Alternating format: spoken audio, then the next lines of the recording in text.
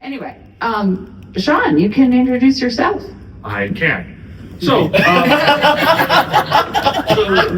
my name is Sean Kinney. I'm a partner in a catering company called A Wandering Fire. I'm going to talk a little bit about where we are and how we got here, but that conversation would be not quite transparent if I didn't give so much credit to my partner, Maren Spears. Everyone say hi to Maren.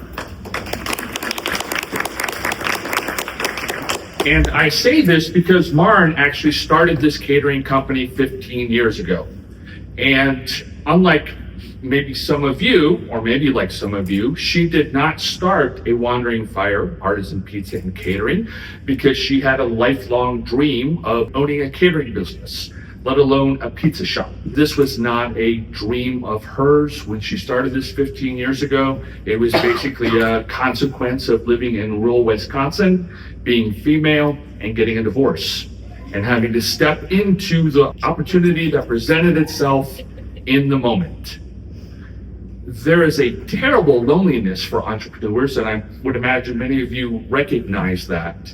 And so for the first really 8 years of the catering business, it was Maren, a 5,000 pound mobile wood-fired pizza oven, going out to 60, 70 catering events between the end of April and mid-October, making pizza dough in a commercial kitchen that is on our 20 acres in rural Wisconsin.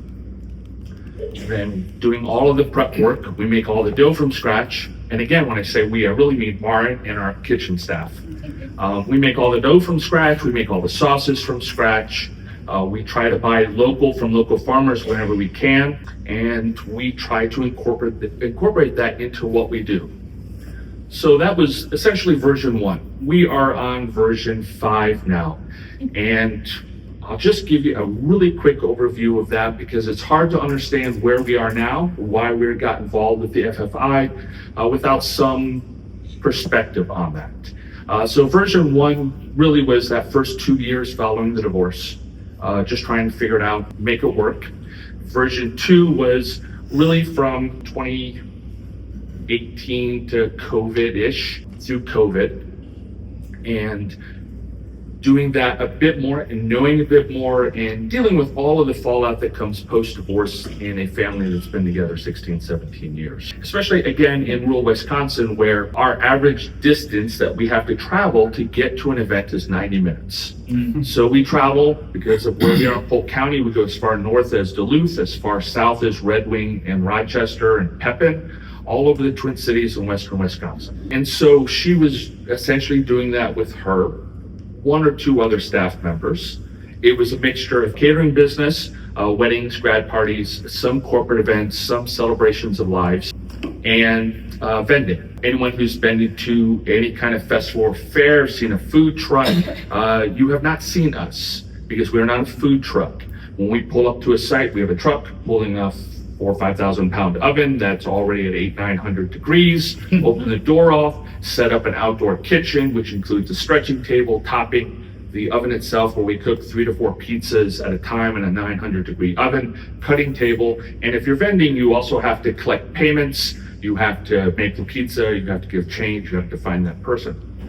And she was doing festivals, just her and one other person, where they were making essentially 1 pizza a minute. And I really have no idea how she did that, other than she was younger than she is now, which the thought of doing is exhausting. So that was really up through COVID. She and I have known each other 13, 14 years. I was living in Pittsburgh. We were dating long distance. I don't want to say that stranded in Wisconsin, in rural. Pittsburgh's a great American city, which is a whole other topic, which I will ignore for the moment, but I was in rural Wisconsin. And so she said to me at one point in time, if we're going to continue to date, you have to help the pizza business because I'm not going to see you otherwise. And, you know, again, I'm just going to reiterate this because I don't think it gets, I think in in the approach to make everything look pretty, the ugly side of entrepreneurship, of business ownership really gets overlooked. So that COVID experience for us, being in the food industry, being in the wedding industry and catering, caused us to transform our business into version 3.0. Grad parties and wedding seasons in 2020 disappeared, obviously, like they do across the country. So many deaths trying to protect our neighbors. So all of these things changed. And it forced us to change our business. We, right out of the gate, lost about 20-25% of our wedding business. On the plus side, we had the most beautiful garden for a year I've ever seen. It was beautiful. We had time to run the year off. So, but coming out of COVID, we really had to look at what's next, this version 3.0. And our business did change dramatically. Maren would give me credit, I think, for contributing to that change. We went from 50, 60 events a year to over 100. We really redefined who we are and how we approach our business. We make one product, we make pizza dough, and we make it really, really well. And so our model is built on this idea that if we're going to do anything, it has to be built around this one product that we can make in our 400 square foot garage. Licensed commercial kitchen.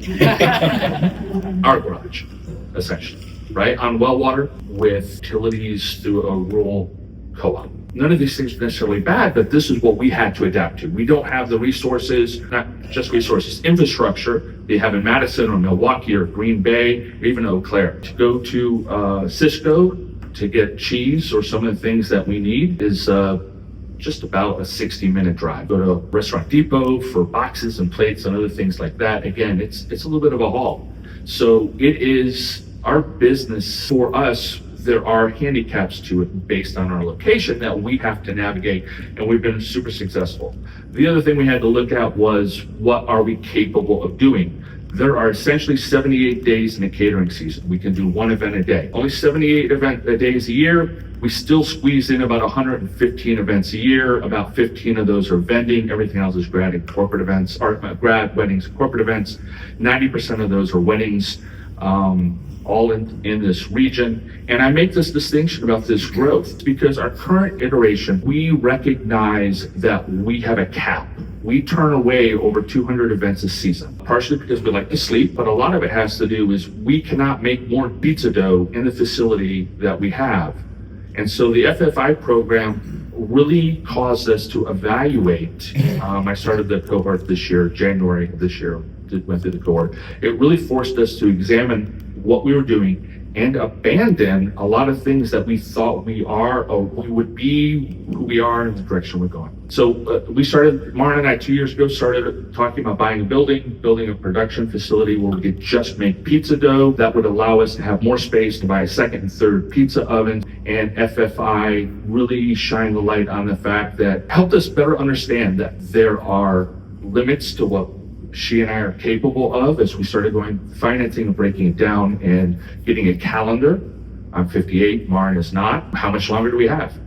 And so what happened after talking to Tara and Brad and some of the other people at FFI and some of the friends that I've made in that group is that we could buy a building. We could go through the process of setting up a dough production line, but she and I can't run that, not at this point in time in our lives, and not manage the catering business, which is supplying cash flow for everything we do. So we made a decision not to buy a building, even though I was emotionally invested in it and really wanted to buy that building. We walked away from that earlier this year because it didn't fit the model. After going through the numbers and listening to Tara and a few other people, instead we took that money and we're investing in staff. So we hired 2 Gen Z people, and anyone who criticizes Gen Zers for their work ethic or their attitude, they are not the problem. They're fantastic. But we also recognize by hiring some younger people, when we do buy a building and we do build our production line and we do get set up, we have other people who understand what we're working towards, which is we want to employ people, we want to create opportunity in our area, and Maren and I want to live in a college town with a river or mountains and let good people do good things and present opportunities for people after we're gone. That will involve having a dough line. We're going to sell direct to consumer. We're selling at farmers markets now with a little bit of staff we have and a little bit of space we can make production. We're really focused on who we are and what we're doing and I cannot say enough good things about the FFI program. I tell people out in the streets, I just pull them off the street and say, you should do this program, you should be involved. And then I send an email introduction to them and to Carolyn, and I say, you should let this person in if they're interested. It's a great program. We have 1 minute. Sure. Which is just fine. Could you tell a little bit about, because project finance is so different. When he was going to raise money, but also build this building, right? That's project finance. So can you talk a little bit about like what happened? Like you don't have the building, it fell apart. Lawyers got involved. Yeah. That's basically one. So we have spent. It's hard to get building. It is. We spent, especially in rural Wisconsin, Polk County, buildings are 100, 125 years old. You got to be really selective. So we found a building. A guy died. You thought you found a building? Yeah, I did find a building. A guy died who owned a brewery. He had no plans. It got really messy. The real estate people who own the building, 8,000 square feet, already a commercial kitchen, already certified in an industrial park, industrial water, all the equipment. Great building, a lot of vision. Maren and I tried to negotiate on that project for 6 months, November to April. And we thought we would have a plan. We thought we'd have an agreement because, we're reasonable people. They're reasonable people we're trying to buy the building from. And it all made sense. And then we would come to an agreement. And then a week later, it would change on their end. So Maren and I would be flexible and say, okay, we'll change. That's fine. We do the thing. It's fine. We'll work it out. And this went on. FFI saved us, really saved us because of course Maren and I talked about a few things. So, but it would change. And we were coming back from the Pizza Expo in Vegas, and the Friday of that drive back, we were like, we have a plan, they have a plan, we're all on board with this. When we get back in town on Tuesday, we will talk about it and sort it out, and we'll be in by May 1st, because after catering season starts, we ain't moving. So we had it all sorted out. Tuesday rolled around, I called, and they said, oh, one more thing. And I just kind of stopped the conversation. I said, we're done.